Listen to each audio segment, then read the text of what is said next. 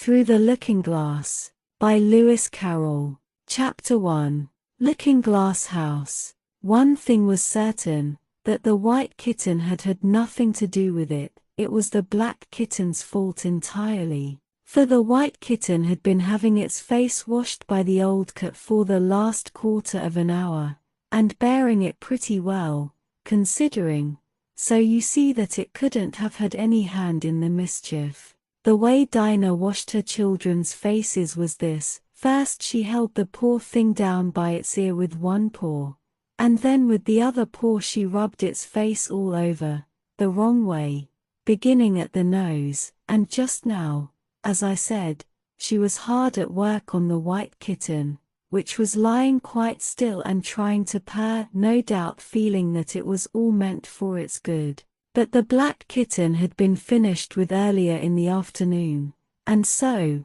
while Alice was sitting curled up in a corner of the great armchair, half talking to herself and half asleep, the kitten had been having a grand game of romps with the ball of worsted Alice had been trying to wind up, and had been rolling it up and down till it had all come undone again, and there it was, spread over the hearth-rug, all knots and tangles, with the kitten running after its own tail in the middle. "Oh, you wicked little thing," cried Alice, catching up the kitten, and giving it a little kiss to make it understand that it was in disgrace. "Really, Dinah ought to have taught you better manners. You ought, Dinah, you know you ought," she added, looking reproachfully at the old cat, and speaking in as cross a voice as she could manage, and then she scrambled back into the armchair, taking the kitten and the worsted with her,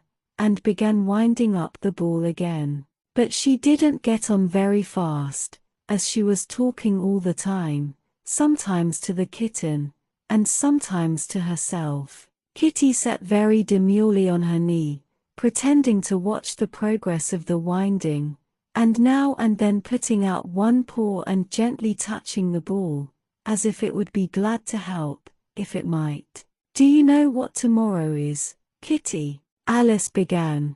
"You'd have guessed if you'd been up in the window with me, only Dinah was making you tidy, so you couldn't.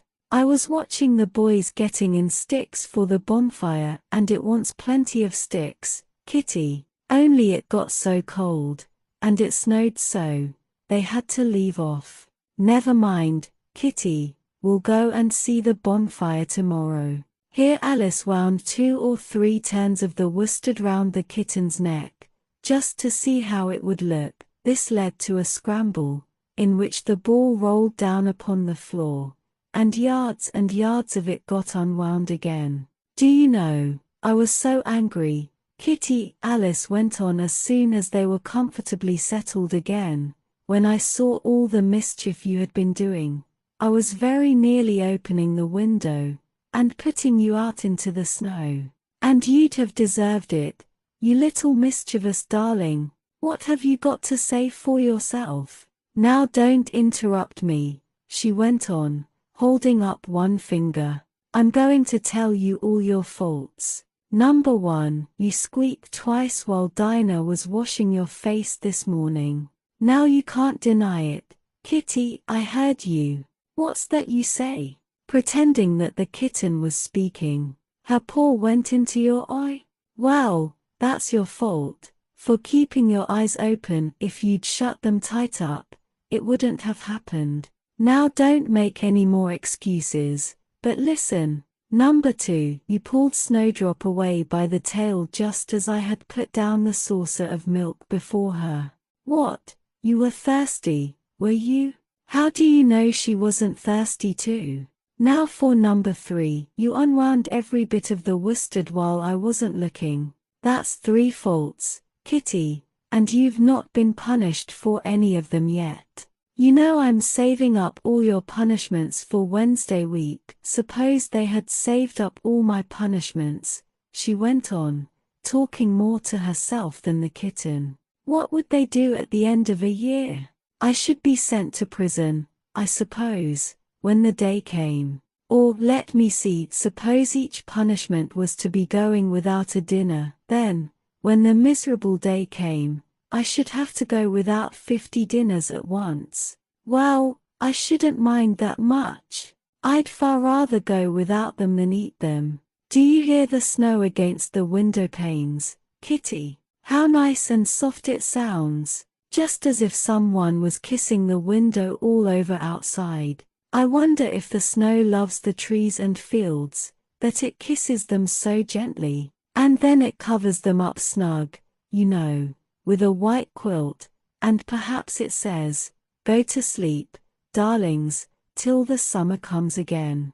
And when they wake up in the summer, Kitty, they dress themselves all in green, and dance about whenever the wind blows. "Oh, that's very pretty," cried Alice, dropping the ball of worsted to clap her hands. "And I do so wish it was true. I'm sure the woods look sleepy in the autumn, when the leaves are getting brown." "Kitty, can you play chess? Now, don't smile, my dear, I'm asking it seriously, because, when we were playing just now, you watched just as if you understood it, and when I said check, you purred.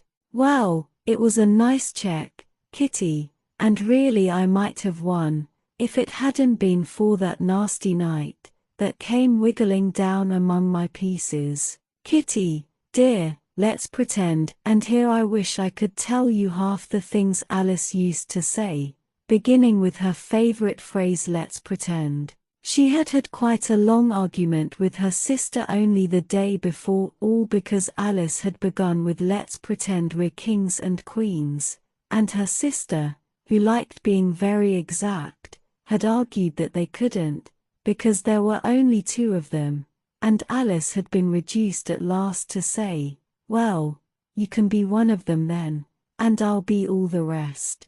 And once she had really frightened her old nurse by shouting suddenly in her ear, "Nurse, do let's pretend that I'm a hungry hyena, and you're a bone." But this is taking us away from Alice's speech to the kitten. "Let's pretend that you're the Red Queen, Kitty. Do you know, I think if you sat up and folded your arms, you'd look exactly like her. Now do try, there's a dear." And Alice got the Red Queen off the table, and set it up before the kitten as a model for it to imitate. However, the thing didn't succeed, principally, Alice said, because the kitten wouldn't fold its arms properly. So, to punish it, she held it up to the looking glass, that it might see how sulky it was, "And if you're not good directly," she added, "I'll put you through into Looking Glass House. How would you like that? Now, if you'll only attend, Kitty, and not talk so much, I'll tell you all my ideas about Looking Glass House. First, there's the room you can see through the glass. That's just the same as our drawing room, only the things go the other way. I can see all of it when I get upon a chair, all but the bit behind the fireplace. Oh, I do so wish I could see that bit.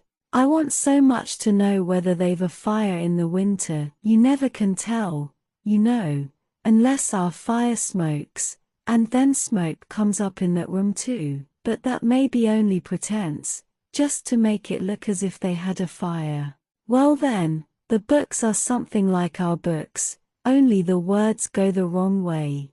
I know that, because I've held up one of our books to the glass, and then they hold up one in the other room. How would you like to live in Looking Glass House, Kitty? I wonder if they'd give you milk in there. Perhaps looking glass milk isn't good to drink, but oh, Kitty, now we come to the passage. You can just see a little peep of the passage in Looking Glass House, if you leave the door of our drawing room wide open, and it's very like our passage as far as you can see, only you know it may be quite different on beyond. Oh, Kitty, how nice it would be if we could only get through into Looking Glass House.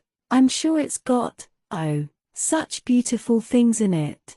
Let's pretend there's a way of getting through into it, somehow, Kitty. Let's pretend the glass has got all soft like gauze, so that we can get through. Why, it's turning into a sort of mist now, I declare. It'll be easy enough to get through." She was up on the chimney-piece while she said this, though she hardly knew how she had got there. And certainly the glass was beginning to melt away, just like a bright silvery mist. In another moment Alice was through the glass, and had jumped lightly down into the looking-glass room. The very first thing she did was to look whether there was a fire in the fireplace, and she was quite pleased to find that there was a real one, blazing away as brightly as the one she had left behind. "So I shall be as warm here as I was in the old room," thought Alice, "warmer, in fact, because there'll be no one here to scold me away from the fire. Oh, what fun it'll be, when they see me through the glass in here, and can't get at me." Then she began looking about, and noticed that what could be seen from the old room was quite common and uninteresting, but that all the rest was as different as possible. For instance, the pictures on the wall next the fire seemed to be all alive, and the very clock on the chimney-piece, you can only see the back of it in the looking-glass, had got the face of a little old man, and grinned at her. "They don't keep this room so tidy as the other," Alice thought to herself, as she noticed several of the chessmen down in the hearth among the cinders, but in another moment, with a little of surprise, she was down on her hands and knees watching them. The chessmen were walking about, 2 and 2. "Here are the Red King and the Red Queen," Alice said, in a whisper, for fear of frightening them, "and there are the White King and the White Queen sitting on the edge of the shovel, and here are 2 castles walking arm in arm. I don't think they can hear me," she went on, as she put her head closer down, "and I'm nearly sure they can't see me. I feel somehow as if I were invisible." Here something began squeaking on the table behind Alice, and made her turn her head just in time to see one of the white pawns roll over and begin kicking. She watched it with great curiosity to see what would happen next. "It is the voice of my child," the White Queen cried out as she rushed past the king, so violently that she knocked him over among the cinders. "My precious Lily, my imperial kitten," and she began scrambling wildly up the side of the fender.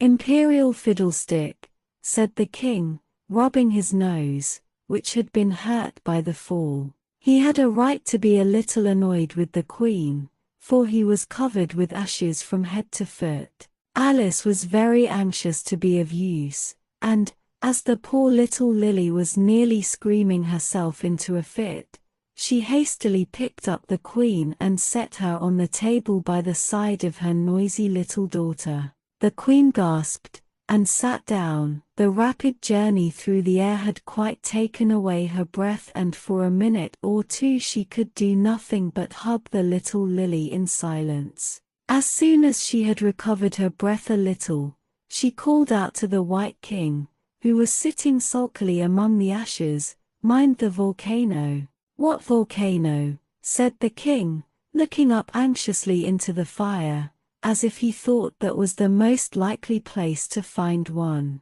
"Blew me up," panted the queen, who was still a little out of breath. "Mind you come up the regular way, don't get blown up." Alice watched the White King as he slowly struggled up from bar to bar, till at last she said, "Why, you'll be hours and hours getting to the table, at that rate. I'd far better help you, hadn't I?"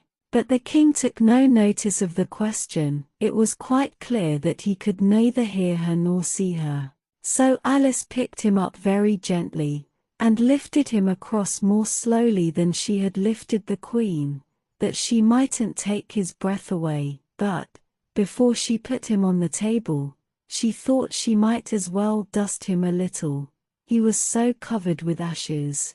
She said afterwards that she had never seen in all her life such a face as the king made, when he found himself held in the air by an invisible hand, and being dusted. He was far too much astonished to cry out, but his eyes and his mouth went on getting larger and larger, and rounder, till her hand shook so with laughing that she nearly let him drop upon the floor. "Oh, please don't make such faces, my dear," she cried out, quite forgetting that the king couldn't hear her. "You make me laugh so that I can hardly hold you. And don't keep your mouth so wide open. All the ashes will get into it there. Now I think you're tidy enough," she added, as she smoothed his hair, and set him upon the table near the queen. The king immediately fell flat on his back, and lay perfectly still, and Alice was a little alarmed at what she had done,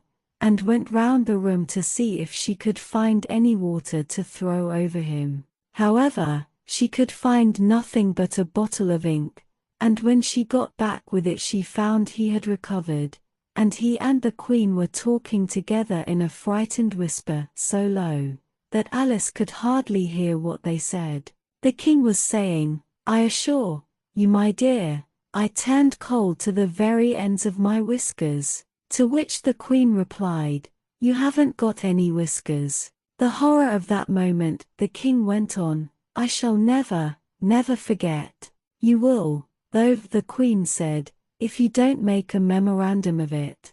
Alice looked on with great interest as the king took an enormous memorandum book out of his pocket, and began writing.